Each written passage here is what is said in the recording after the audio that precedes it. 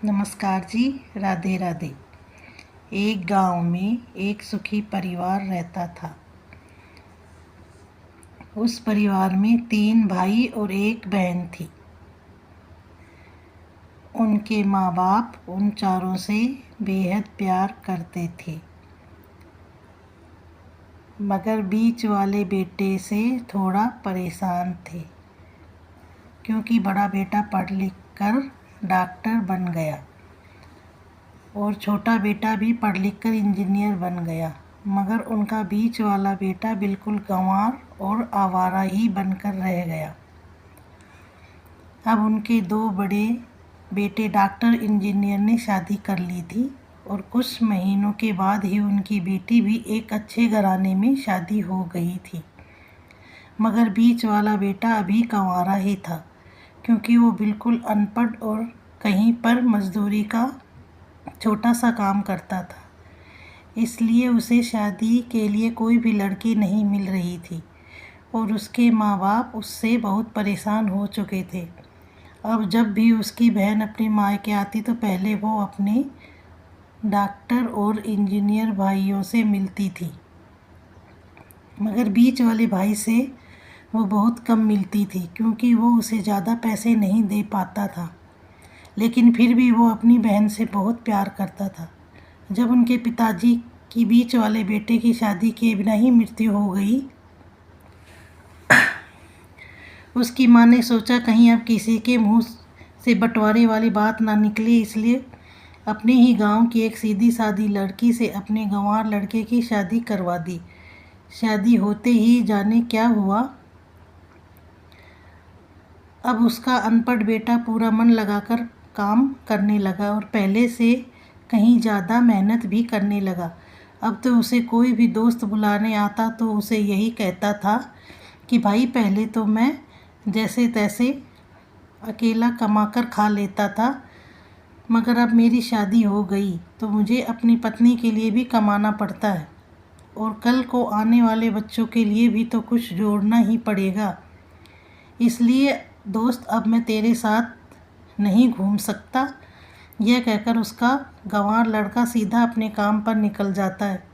अब उसके दोनों भाई डॉक्टर और इंजीनियर आपस में ये बातें करते हैं कि हम दोनों तो उस गंवार से कहीं ज़्यादा पैसे कमाते हैं, इसलिए हम सब घर और ज़मीन का बंटवारा कर लेते हैं और उस गंवार से अलग हो जाते हैं, क्योंकि अब तो वो हमारे बराबर कभी भी नहीं कमा सकता।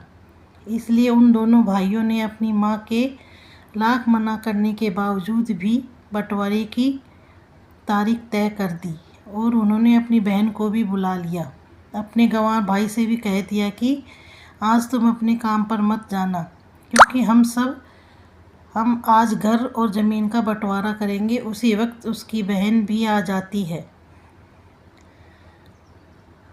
तभी उसका गंवार भाई कहता है कि तुम लोग बंटवारा कर लो, मुझे जो भी देना हो दे देना, मैं शाम को आकर गूठा लगा दूंगा।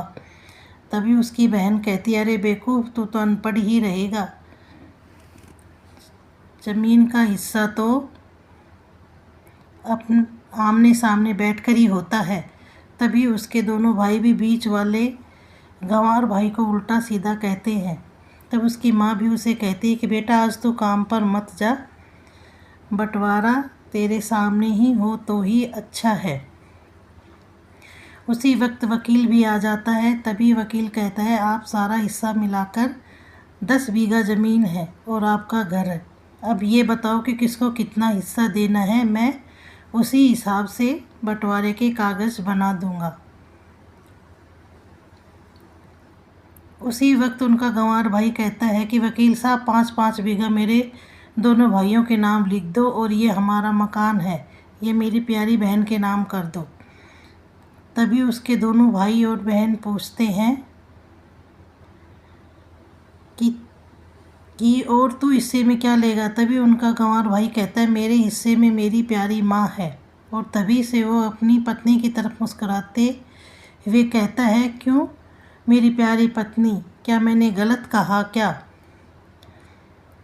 उस गंवार की पत्नी अपनी सास से लिपट कर कहती है कि माँ से बड़ी वसीयत क्या होगी मेरे लिए। और उसी वक्त उसका गंवार पति भी अपनी माँ से लिपट जाता है।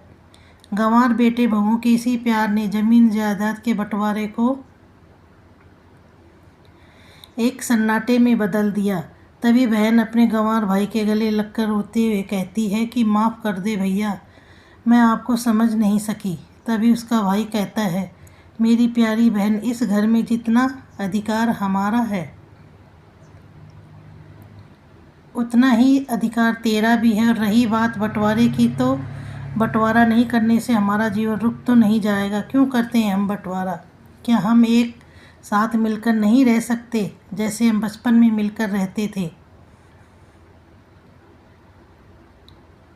एक साथ मिलकर रहने को ही तो कहते हैं एक अच्छा परिवार। और हम अच्छे परिवार को संभालती है एक माँ। तभी उसके दोनों भाई भी बहुत शर्मिंदा होते हैं और वो बंटवारे के सभी कागज़ पढ़कर फाड़ देते हैं। और उस दिन के बाद से ही उनका पूरा परिवार खुशी खुशी एक साथ रहने लगता है। तो दोस्तों, ये थी परिवार और माँ की सच्ची कहानी। धन्यवाद। राधे राधे।